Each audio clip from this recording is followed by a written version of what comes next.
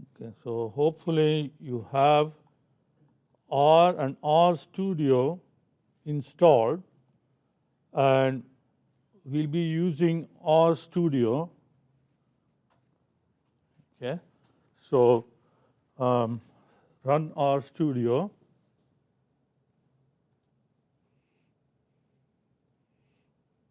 Okay. Now R Studio comes up with 3 windows. Okay, so this is your console. Okay, and you have a caret right here, and here is the objects that we create. See, unlike Python notebook, when we create a data frame, it will show up in this window. So you will see the objects that we have created. You will see that here. Okay. And then here are, we are not going to get into the details. There are many. You can create a project. You can set it up in a folder. You can browse through the folders all here, but we are not going to get into that. Okay. Then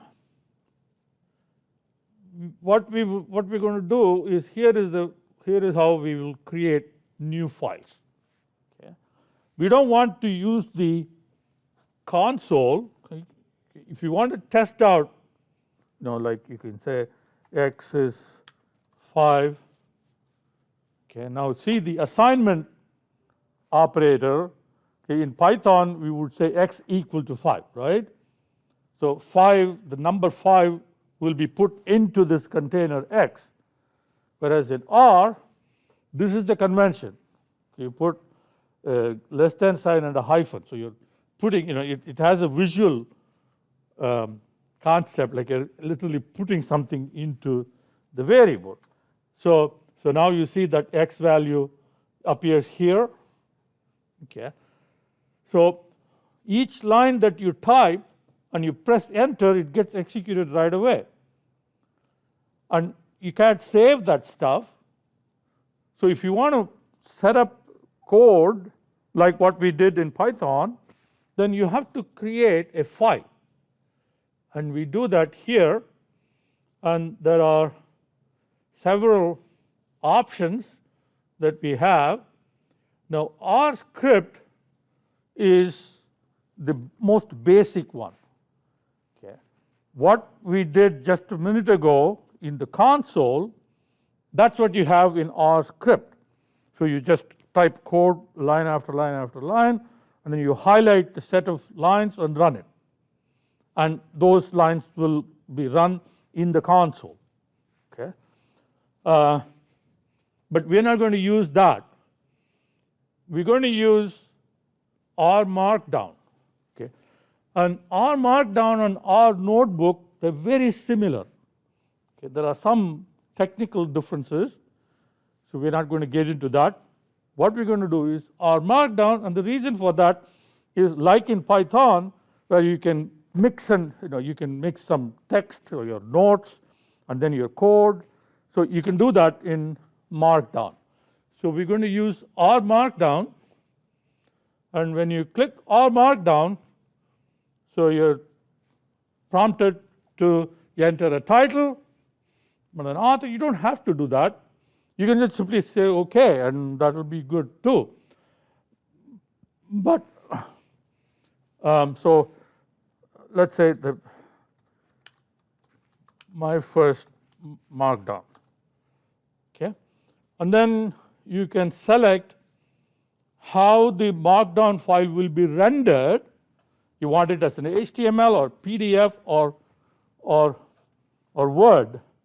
Okay, PDF requires some text and all that kind of stuff. So I haven't tested that out, and I'm going to be using HTML. So once it generates an HTML, then we can print it to a PDF file. So then that way we will capture the output. Okay. So then you give an author name. Okay. So now it creates a shell file right here. and it has some stuff. You can use this stuff to study how to use Markdown, but I've given some resources for you to look at in Canvas, so that's what you should be looking at. Okay, so here, so it puts a title right at the top. Okay, and then we have what are called code chunks. Okay, and then the text. So when you have R Markdown, if it is just text running like that, so that's like the Markdown cell in Python notebook. Okay, the code, if you want to set up a code, then it has to be in a code chunk. A code chunk is this. This is a code chunk where you start with ticks, back ticks. Okay, it's there to the left of number 1 in the keyboard. I'll show you how to do this quickly. You don't have to do tick, tick, tick, R, and all that. Okay, so that takes time, right? So this is how you write code. So here, cars is a built-in data set, so you don't have to read it. It's already there. So if you go and run that, it's going to generate an output. So that's your code. Okay, and here again is another one that will generate the output. So whatever is outside of this code chunk and outside of this metadata has 3 hyphens and 3 hyphens. Everything in between those 3 hyphens, that's metadata. You don't have to have that, that's optional. If you don't want it, you can just completely remove those. Okay, so you have the metadata at the top, and then you have the code chunks. Everything else that's not in a code chunk, not in the metadata, that's just simply text. So that's your Markdown text, and all the Markdown commands that we used in Python will work here too. Okay. All right, so let me open the first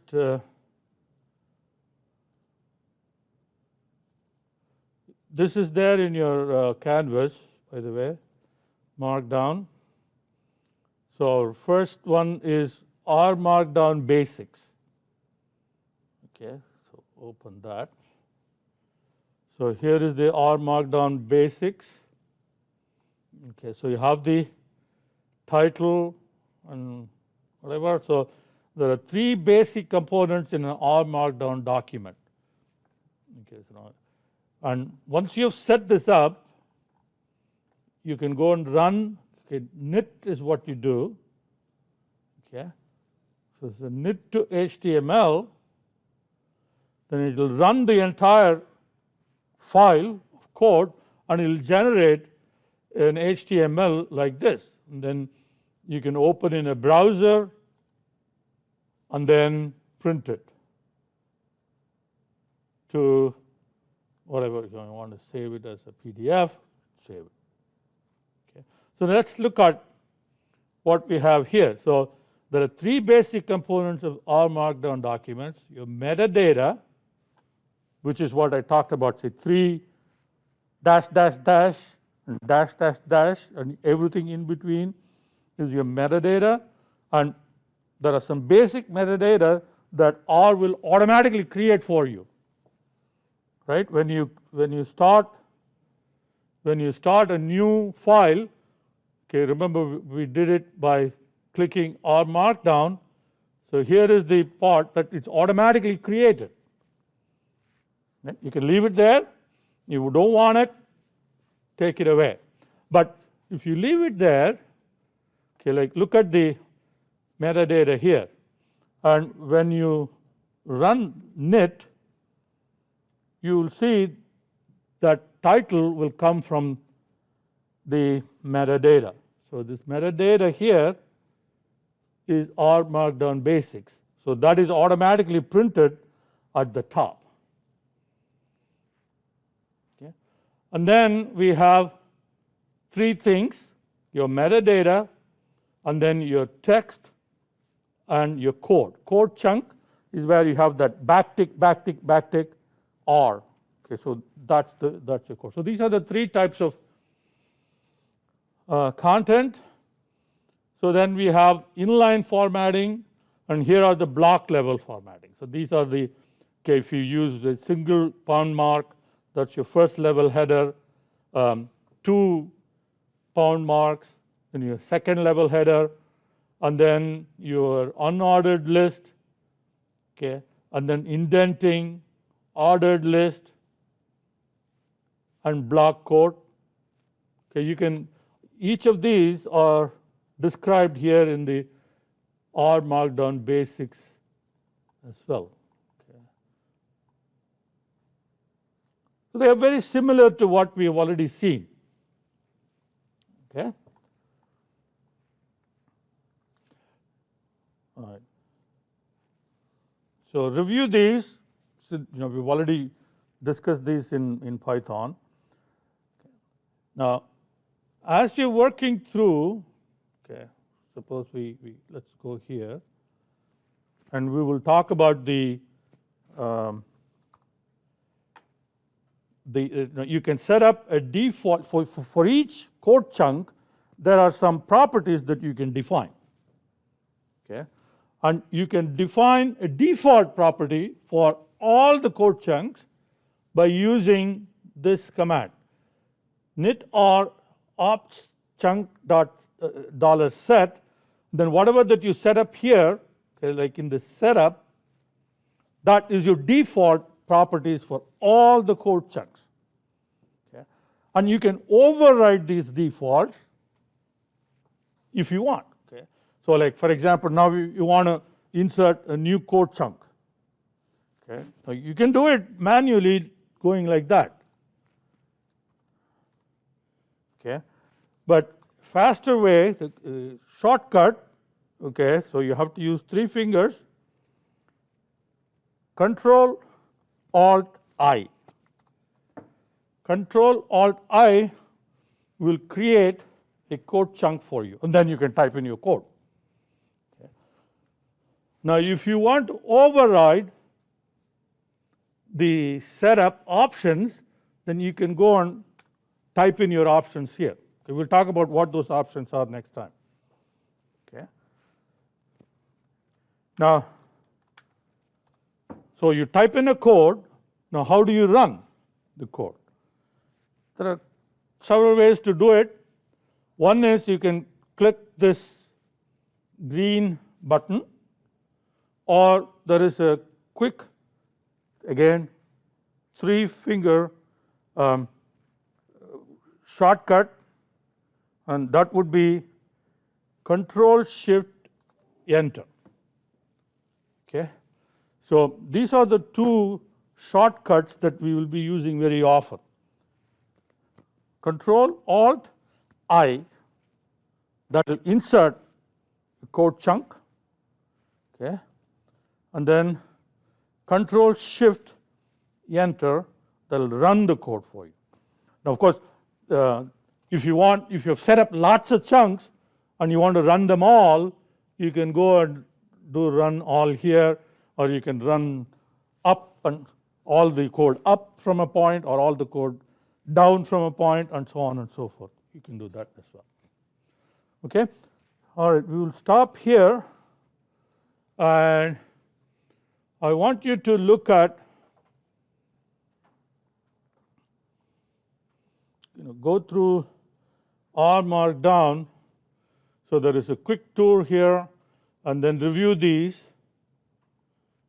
Okay, and here, this is the text that we'll be using. That's online. It is organized better there. So click there, and you get your text. Okay.